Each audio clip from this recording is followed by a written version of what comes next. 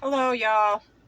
Holding the camera back a little bit because I'm a little sweaty, uh, and it's gross. So I'm not gross, but the sweat's gross. Anyways, here I just came back from my trip up to Lake George with the family for a few days. Saw some cousins that I haven't seen in a long time.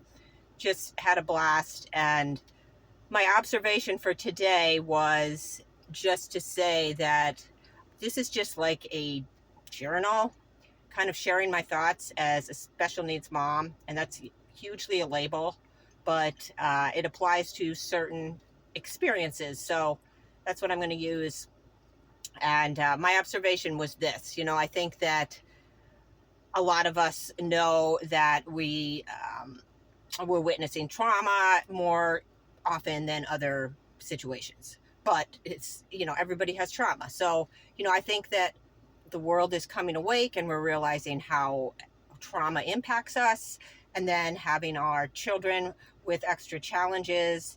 And I think what I experienced was that I brought into the TSC motherhood experience a very deep core trauma that definitely was magnified by the challenges that the TSC case management um, full immersion experience required. So a lot of people don't have that when they come into, special needs parenting. And so some of what I say might seem really extreme, and that's great. I think that there's a lot of people out there that don't bring in the level of like trauma that I just did not resolve. And I'll tell you just briefly that I gave up custody of my firstborn child when I was in my 20s. I was married, and there was a lot around that. And, but it was, based on some unresolved stuff that I had, that level of grief, even though it was all for a higher purpose. And I knew, what I thought was everybody's highest timelines, and, kind of sounds a little martyrish, but, yeah, it also just was, I wasn't ready. I wasn't ready to be a parent. And it's incredibly selfish to have a child and realize that you're not going to, yeah. And so it's just the self judgment and freeing myself from that.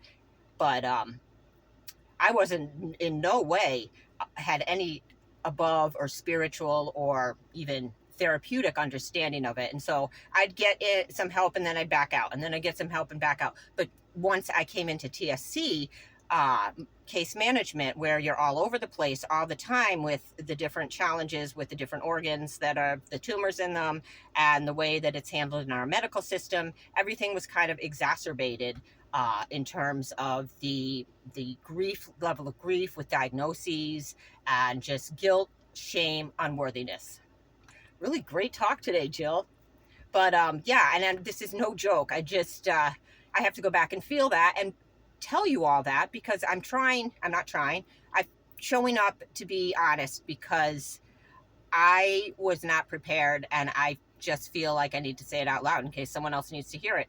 And that's the level I'm at right now.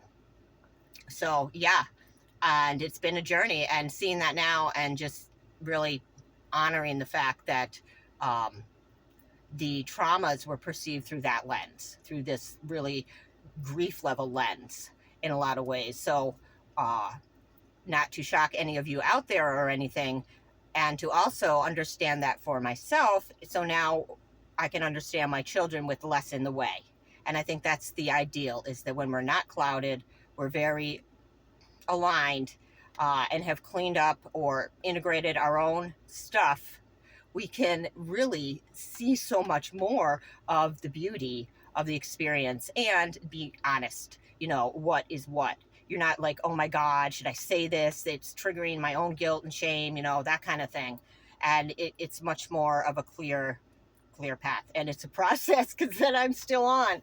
So, anyways, be easy on yourselves, all you moms, parents, everybody out there.